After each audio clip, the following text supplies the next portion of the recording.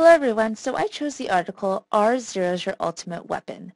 And this is written by Dr. Thomas R. Guskey, who is the professor of educational psychology in the College of Education at the University of Kentucky and is also the author and editor of 18 books and over 200 articles published in prominent research journals on education. Now, teachers were asked why they grade or what purpose grading serves, and these were a couple of the answers that teachers believed were the purposes of grading.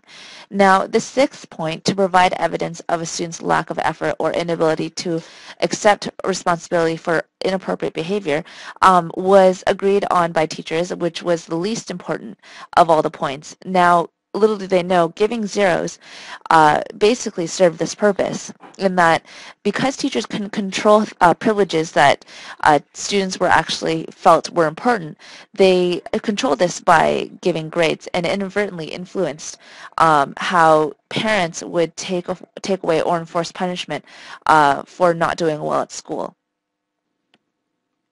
Now, in the article, they continue to give some arguments against giving zeros. The first argument is that zero is seldom an accurate reflection of what a student has learned or is able to learn.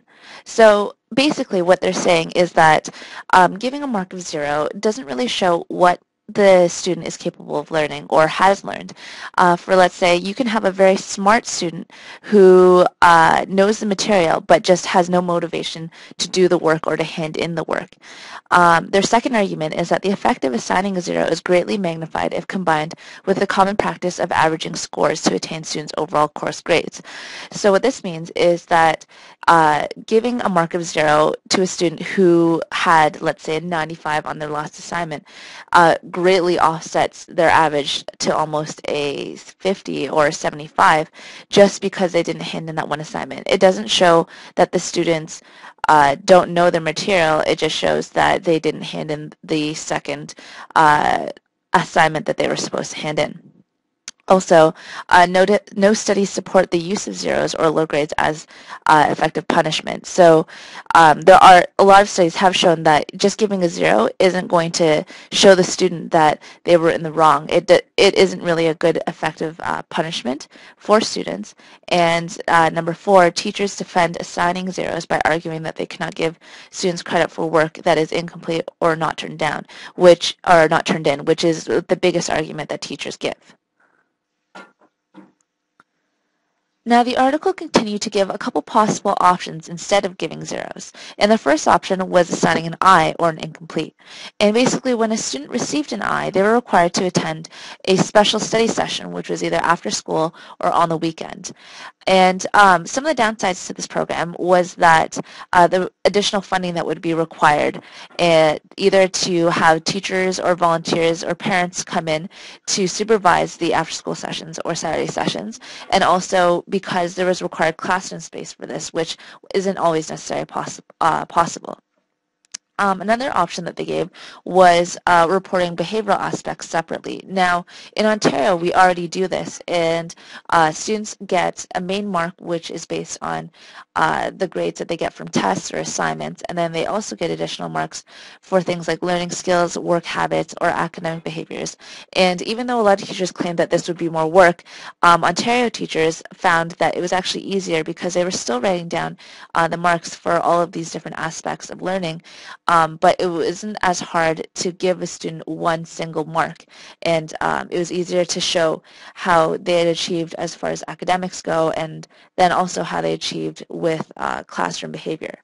And the third option that they give was changing the grade scale in that instead of giving a percentage, giving students levels. That way, giving a zero wouldn't have such a big impact on student learning.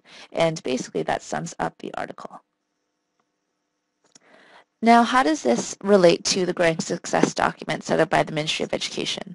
The first thing that I found that really linked this article to that document is how they wanted to be fair, transparent, and equitable to all students, in that they felt that grades should more reflect what a student can actually do rather than the fact that they didn't hand in an assignment. Now, the article also goes on to talk about late and missed assignments, and one of the quotes that I took out of the document was that many stakeholders, including many parents and students, believe that the marks should be deducted when assignments are late and that a zero should be assigned when a student does not submit an assignment. However, also in the document, many experts in the field of assessment and evaluation discourage deducting marks or giving zeros for late and missed assignments, arguing that such measures do not make students change their behavior or help them succeed in the long run. So this idea has been laid out in the document for teachers. Overall, the document concluded that it came down to the professional judgment of the teacher, also acting within the policies and guidelines established by the ministry and by the board in determining whether or not to give students a zero. Now, my personal experience with zeros is that I agree with the no zero policy, just as long as you make students accountable for the work that they didn't complete. When I was younger, I was your typical overachieving student, and I had friends who were your typical underachieving students who just didn't care about the mark as long as they passed. These students openly welcomed zeros because it meant that they didn't have to do the assignment anymore. And their argument was, well, why do the work to hand in something when they already got a zero on it? And